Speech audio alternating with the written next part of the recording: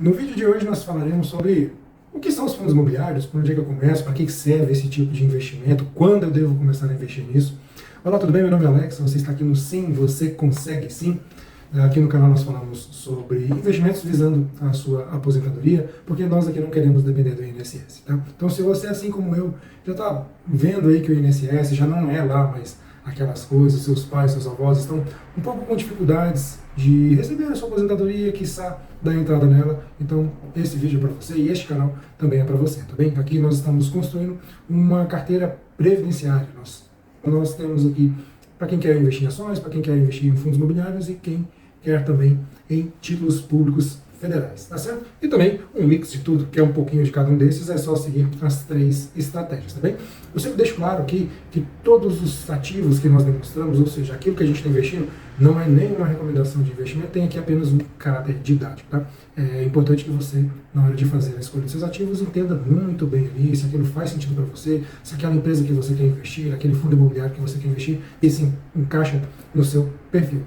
Então acaba que esse vídeo é sim meio que uma regravação. Quem já está há mais tempo conosco, né, ali via o WhatsApp, que eu só ficava compartilhando algumas coisas, né, agora tem crescido um pouquinho aí, né, esse assunto, então as pessoas têm me perguntado um pouco mais, até me pediram, Alex, sobe para o YouTube porque vai ficar um pouco mais fácil para acompanhar.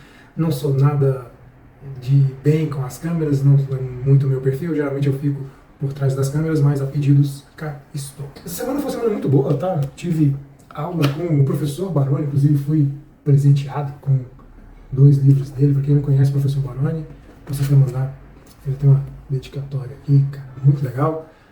O amigo Alex, um tijolo por vez, um abraço, professor Baroni, datado ontem. E este aqui também, que é o Guia Sonho em Fundos Imobiliários. Para quem não conhece o professor Baroni, vou deixar o link do canal dele aqui também. Cara, muito bom, muito fera. Recomendo que você siga o canal dele também. Então, obrigado, professor Baroni, muito bom o bate-papo com essas personagens importantes, né, no mercado financeiro.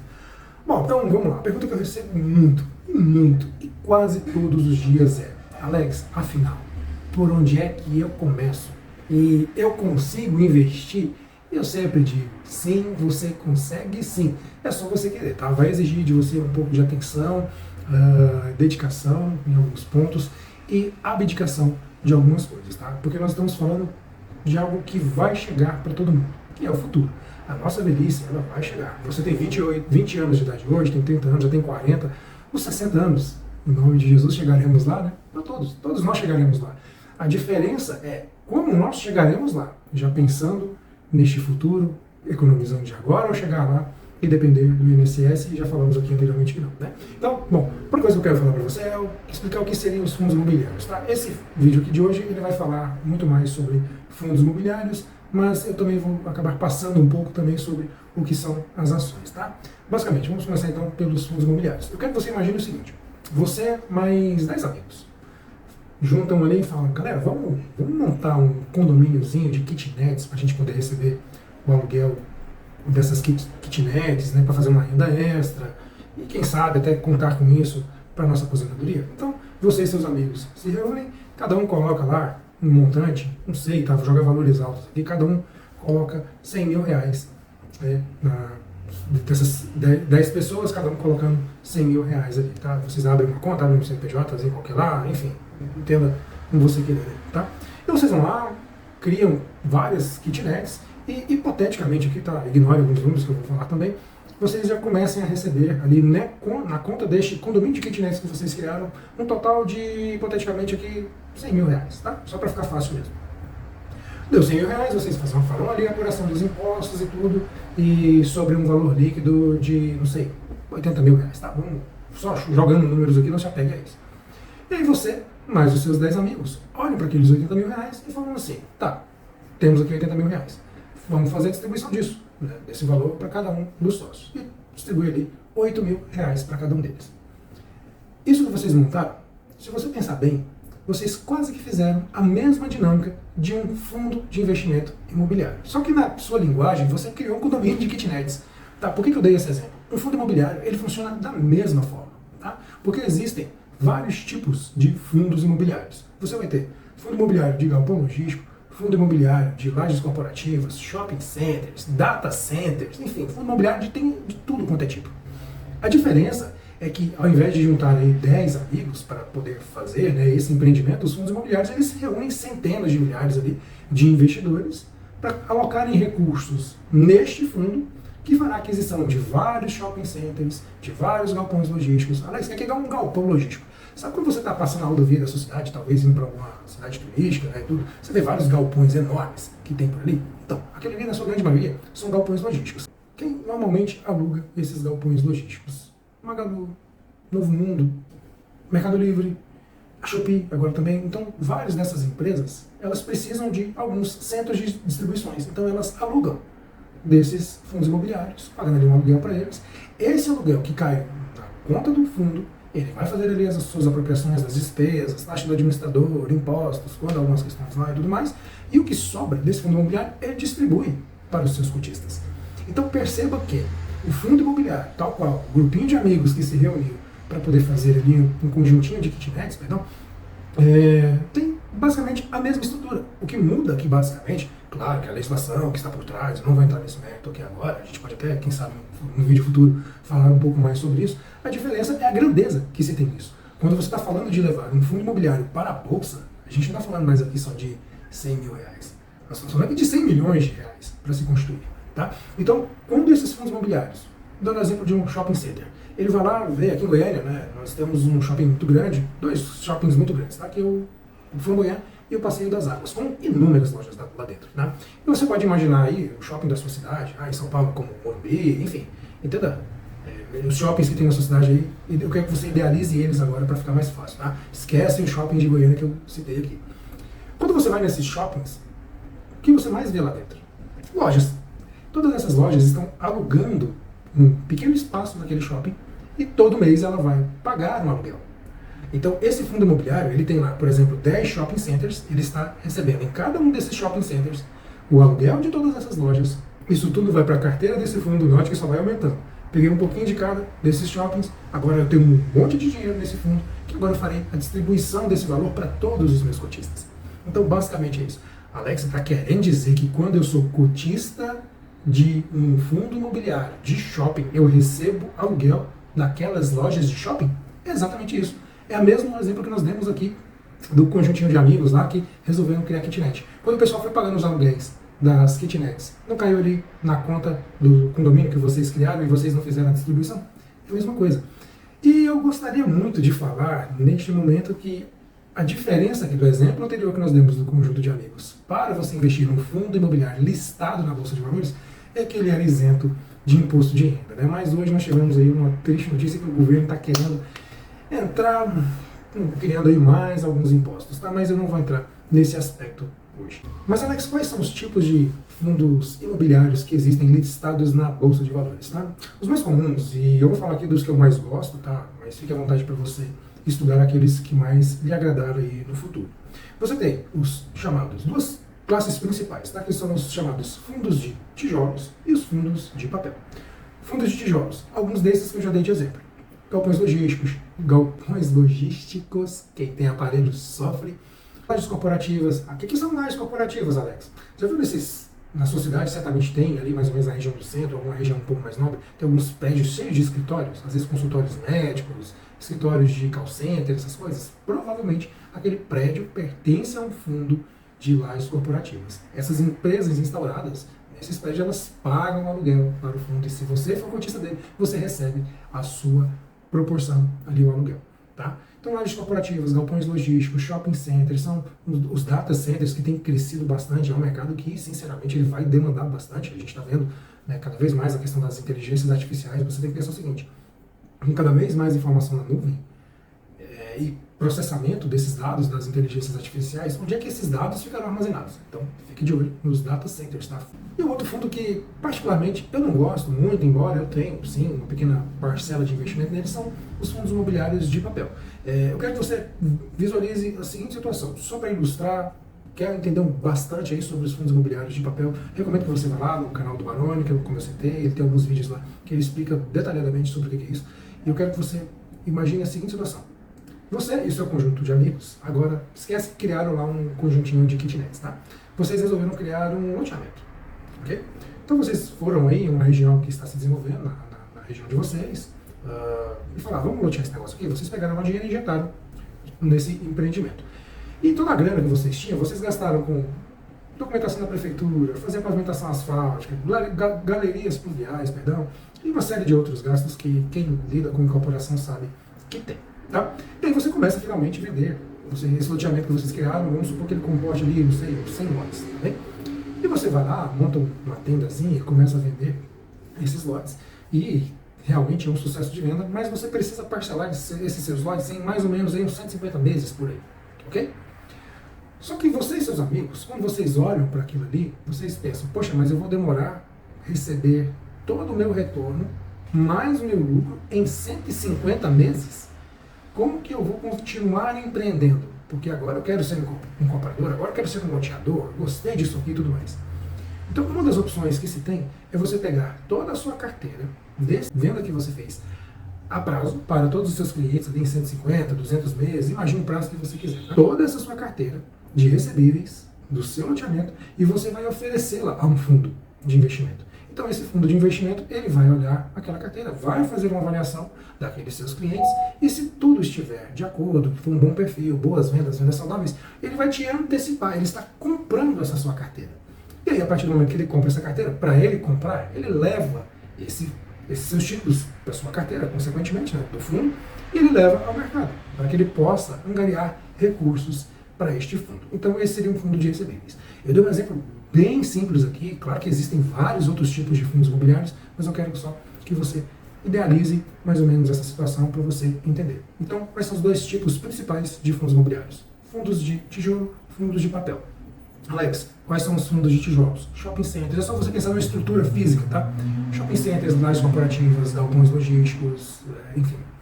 Alex, e os de papel, aqueles que são emitidos dívidas dos clientes. Então você imagina ali realmente os boletinhos chegando na casa do cidadão? Pois é, quando um fundo absorve aquilo ali, é o chamado fundo de papel.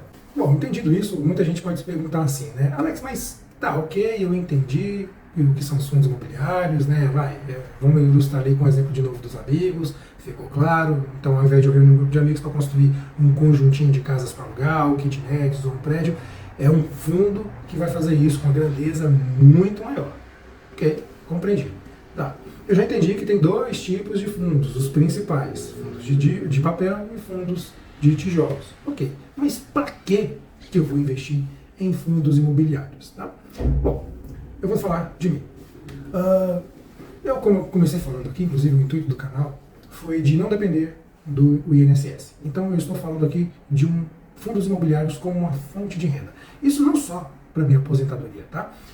Pode ser que você tenha aí um recurso, não sei, 100 mil reais, 20 mil reais, você quer já aportar em um fundo imobiliário para receber o que a gente chama de dividendos. Então esse aluguel que o fundo ele distribuiu para você cotista, ele é chamado de dividendo. Então guarda essa palavra, dividendo. Mas dividendo parece dívida, não é dívida. É o dinheiro que o fundo imobiliário está te pagando. É o aluguel que o fundo imobiliário recebeu do inquilino, ele está te pagando. No caso das ações, Alex, depois que ela apurou todo o seu resultado, ela está pagando para você que é acionista, no caso das ações. Tá? No fundo imobiliário você é um cotista, nas empresas da bolsa você é um acionista, por isso ação. Ok? Então o que acontece? Eu quero que você entenda que quanto mais cotas você tem de um fundo imobiliário, quanto mais ações você tem de uma determinada empresa, mais dividendos daquele fundo você recebe. Voltando ao exemplo dos amigos aqui.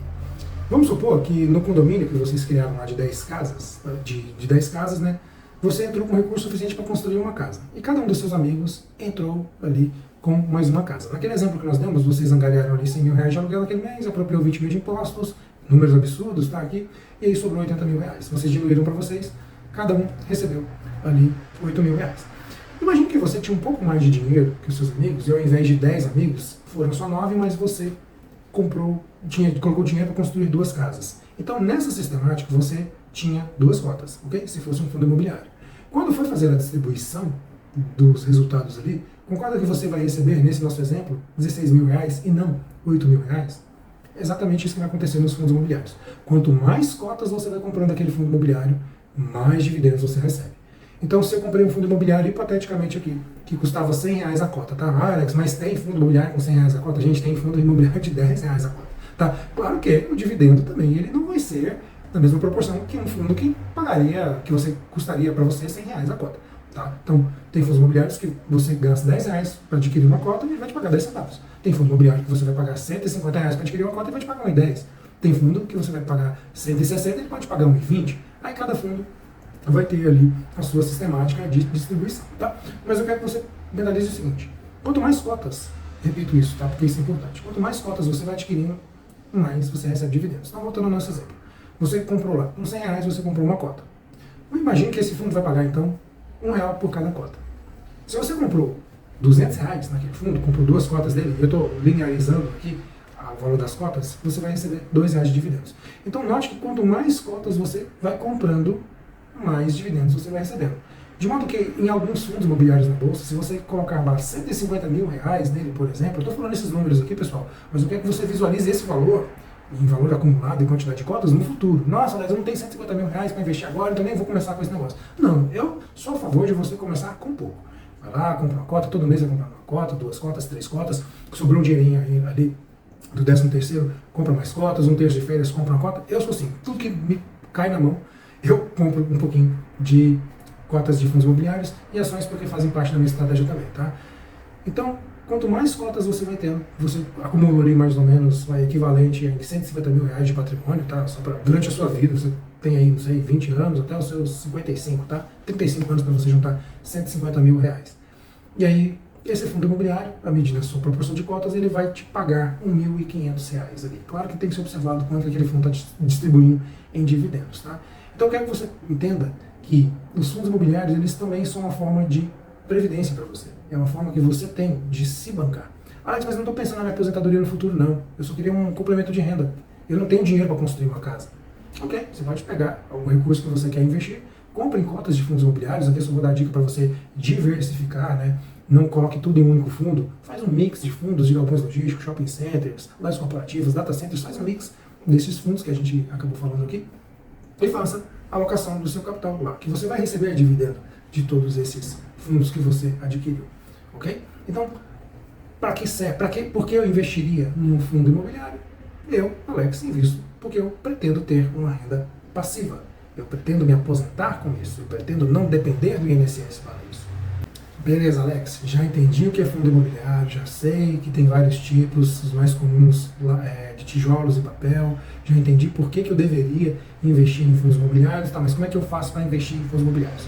Bom, primeira coisa que você vai precisar, abrir uma conta na corretora, tá? E aí se você já tem alguma conta em um banco digital, Nubank, C6, Banco Inter, eles já têm ali a parte de corretagem acoplada a eles, tá? Se você é correntista de, por exemplo, o Banco Itaú, você vai precisar, a corretora deles é a Ion.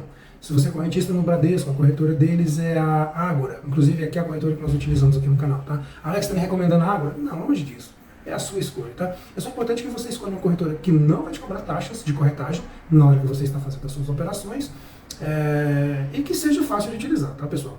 E o detalhe aqui, quando você mandar o seu dinheiro da sua conta para a conta da corretora e fizer alguma aplicação em ação, fundo imobiliário, aquela corretora só foi utilizada para intermediar, ela só fez a corretagem para você, ok? Não necessariamente, se essa corretora um dia quebrar, você perde o seu dinheiro que estava com ela. Não, a corretora só fez o intermédio. Agora, se você mandou o dinheiro para a conta da corretora, hipoteticamente aqui, sei lá, Clear, tá? Ah, você está recomendando a Clear? Esquece isso. Exemplo apenas, tá? Imagina então que você mandou seu dinheiro para Clear. Nem sei se existe mais a Clear, mas vai ficar ela aí. E a Clear bate na madeira, quem é correntista, quem utiliza ela, né? E ela quebra, seu dinheiro foi embora. Se você só mandou o dinheiro para lá e não fez nada, ou investiu em algum produto próprio da corretora e ela quebra, acabou. É tentar pelos meios legais aí, né, e tudo mais. Agora, se você mandou o dinheiro para a corretora e a corretora, ela você, por meio da corretora, foi lá e fez a compra de algum ativo, que seja uma ação, que seja um fundo imobiliário, tudo certo. Se essa corretora quebrar, o que vai acontecer é apenas uma transferência de custódia dos seus ativos. Então, primeira coisa, precisa de uma conta na corretora. Segunda coisa, depois que você abrir a conta na corretora e quiser fazer ali os seus investimentos, eles vão te pedir para preencher um formuláriozinho que é extremamente importante e eu quero que você preste muita atenção nisso aqui. O formulário que você vai preencher, ele é chamado de Análise de Perfil do Investidor, ou o famoso API. Para você, tá? O que a API serve? Para que ela serve? Para identificar qual que é o seu perfil de investidor. Os três mais conhecidos, tá? E os termos mais utilizados. É um investidor conservador, um investidor moderado ou um investidor agressivo. Esses são os três mais utilizados, tá? E tem algumas colocam assim, super arrojado, estrelinha, enfim. Eu já vi algumas corretoras aí inventando uns negócios, enfim. Mas nesse caso, os três comuns são moderado, conservador, conservador, moderado e arrojado, tá? Onde você entra na corretora e você fala assim, Alex, vou meter o louco e vou comprar pegar todo o meu dinheiro e investir em ações, tá? Em small caps. Um dia eu falo sobre o que é small caps. E aí lá no perfil da corretora, que você preencheu, né, tá na API, deu que você é um cara conservador. Quando você for fazer aquela alocação, aquele aporte naquela empresa, enfim, a corretora vai falar assim, olha, esse produto aqui não é bem o seu perfil de investidor, não. Você tem certeza que quer fazer um investimento nele? E aí você pode sim fazer um investimento, mas você estará fazendo um investimento que está em desacordo com o seu perfil de investidor. E por que eu chamo a atenção para a questão do perfil do investidor? É extremamente importante que você se conheça enquanto investidor. Muita gente fala assim, Alex, eu sou agressivo. O Banco do Brasil, nos últimos tempos, a empresa do Banco do Brasil, listada na Bolsa, ela está sofrendo uma queda que está assim, ladeira abaixo. E aqueles investidores que falavam para mim que eram agressivos, todo mundo desesperado. Alex, o Banco do Brasil está caindo, agora. O investidor agressivo, ele olharia para essa situação e ele veria uma oportunidade. Opa, vou comprar mais. Claro que desde que os fundamentos daquela empresa permaneçam os mesmos. E aqui não é nenhuma recomendação para comprar Banco do Brasil também, não, tá? Esquece esse caderninho aí, não estou falando para você comprar, ok? Se você é um investidor um pouco mais conservador, é ideal que você faça ali alguns aportes em CDBs, LCIs, LCAs, são produtos de baixo risco. Se você é um investidor um pouco mais moderado, você pode fazer um mix de investimentos de renda fixa, que são esses mais destinados ali para o investidor conservador, e alguns produtos de renda variável, como ações, fundos imobiliários, só que numa pequena proporção. Agora, se você é um investidor um pouco mais arrojado, você pode fazer um mix disso tudo que eu falei aqui, só que com quantidades maiores. Inclusive, quem sabe, incrementar com criptomoedas, investir em dólar, investir em ouro, e você faz todo um mix e diversifica muito mais a sua carteira. Porque um investidor agressivo e um moderado em partes, ele tem estômago para aguentar essas quedas acentuadas que nós temos na Bolsa de Valores, tá? Então é importante que você se conheça enquanto investidor. Se você é um investidor mais conservador, não aguenta ali, cai 10 centavos, você já fica louco, toda hora olhando no home broker e tudo mais. Se você é esse tipo de investidor, e a corretora vai te fazer algumas perguntas para entender, se você é esse investidor, Bolsa não é para você. Então, estuda um pouquinho mais, veja se isso realmente vai fazer sentido para você. Agora, se você tem um pouquinho mais de apetite para esse tipo de situação, ok, pode ser que você seja ali um investidor moderado, tá? E aí, agora, se você tem fome e sede desse tipo de situação, dessa adrenalina toda, pode ser que você seja um investidor um pouco mais agressivo, tá? O agressivo ele tem essa característica de quando tem quedas acentuadas nos seus ativos, ele entende aquilo ali como uma possível oportunidade, ele tem estômago para aguentar tudo aquilo. Bom, e dito tudo isso, você já sabe que você é um investidor que tem perfil para comprar ações, fundos imobiliários, etc. Agora vem a parte que ela acaba sendo a mais complicada de todas, tá? Que é qual ativo eu devo escolher. Existem alguns sites que você pode pesquisar, como a Status Invest, Investidor 10, a UVP Analítica do Raul Sena, que é o investidor sardinho, gosto muito da plataforma dele, mas tem essas três aí que você pode olhar, as três são extremamente boas, tá? Você pode pesquisar. E eu diria para você começar com aquilo que é um pouco mais compreensível para você. Lembra que eu dei o exemplo das kitnets lá no início do vídeo? Por que eu falei sobre isso? Porque para nós, brasileiros, parece que todos nós, sem exceção, crescemos ouvindo de nossos pais assim, você tem que comprar uma casa, um lote, todo mundo ouviu isso na vida, tem que ter um lote e tem que abrir uma poupança na caixa, né? Quem nunca ouviu isso? Então assim, normalmente nós temos mais familiaridade com aquilo que nos é um pouco mais acessível, como a questão dos imóveis físicos. É um pouco mais complexo você entender como que funciona ali uma carteira de recebíveis. Então, se esse é o seu caso, você não vai muito por esse caminho por enquanto. Estuda um pouco mais. Não é mais fácil para você entender como que funciona um galpão logístico? Você passa a Magalu, Mercado Livre, Shopee, esses locais, eles precisam armazenar em algum local. Então, quando você está passando na rodovia, você passa, você olha e você vê aquilo ali. Você vê caminhões do Mercado Livre chegando, descarregando, carregando de novo, indo fazer as entregas. Então, aquele galpão, ele está movimentando aquela empresa, ela está pagando aluguel, esse fundo recebe esse aluguel e distribui para você, cotista. Um shopping center. É fácil você visualizar um shopping, imagine o maior shopping da sua cidade, que provavelmente pertence a algum fundo, recebendo o aluguel de todos esses lojistas, passando para o fundo e o fundo distribuindo para você. Então acaba sendo uma compreensão um pouco mais fácil. Alex está querendo dizer que os fundos de tijolo são mais simples de entender? Eu digo que a princípio sim. Tá? E os fundos de dívida, que são os fundos de papel, é importante que você se dedique um pouco mais de tempo, entenda como é que eles funcionam ali, para aí sim você começa a fazer alguns aportes neles, tá bem? Ah, você acha então que não é bom o fundo de dívida? Não, não é isso. Eu acho que você precisa entender um pouco mais a dinâmica dele, tá? E Alex, quanto que eu preciso para começar a investir? Bom, pessoal, tem investimentos a partir de R$10, tá? Tem fundo valendo R$5. Então, se você entrar lá, nesses sites que eu citei, você pode pesquisar lá por, sei lá, fundos de shopping, tá? Status Invest, você entra na aba de busca, coloca fundos imobiliários de shopping. Vai aparecer lá uma série de fundos para você. E quando você entrar nesses fundos, você vai ver o valor da cota dele. Então, você vai entrar nele, vai dar uma olhada no relatório gerencial, vai vendo os ativos que são o que compõem esse fundo imobiliário. Então, se você pegar um fundo de shopping ou um fundo de galpão, por exemplo, você no relatório gerencial desse fundo, você vai ver as fotos desses galpões, a foto desses shoppings, tem ali como é que foi a performance de venda nesses shoppings. Vou dar um exemplo aqui, só um exemplo, não é recomendação de investimento. VISC11, entra lá no Status Invest, que eu dei um exemplo aqui, procura pelo VISC11, ou já pesquisa direto aí, VISC11 Status Invest, tá? Você vai baixar o relatório desse fundo, você vai ver quais são todos os fundos que compõem a carteira do VISC. E aí se você comprar uma única cota do VISC, se não me engano, pelo menos estava até sexta-feira, quando eu li, estava R$102. Se você comprar uma única cota do VISC11, não é nenhuma recomendação de investimento, você já é cotista de todos esses shopping centers. Então, dependendo da data que você comprar, no mês seguinte você já vai começar a receber aluguel desses shopping centers. À medida que você vai comprando cotas, mais aluguel desses lojistas que estão dentro do fundo, você vai recebendo.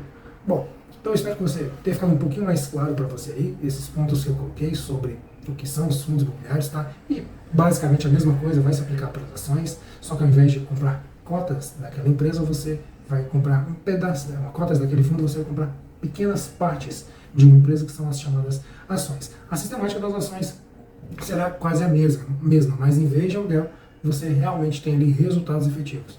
Só um exemplo, hipoteticamente aqui, a TIM, e não é nenhuma recomendação de investimento. É fácil para você entender como que funcionaria ali a dinâmica, né, de uma empresa de telefonia. Ela gasta recursos fazendo toda a estrutura dela, vende chip, plano de celular, aparelho, o que for.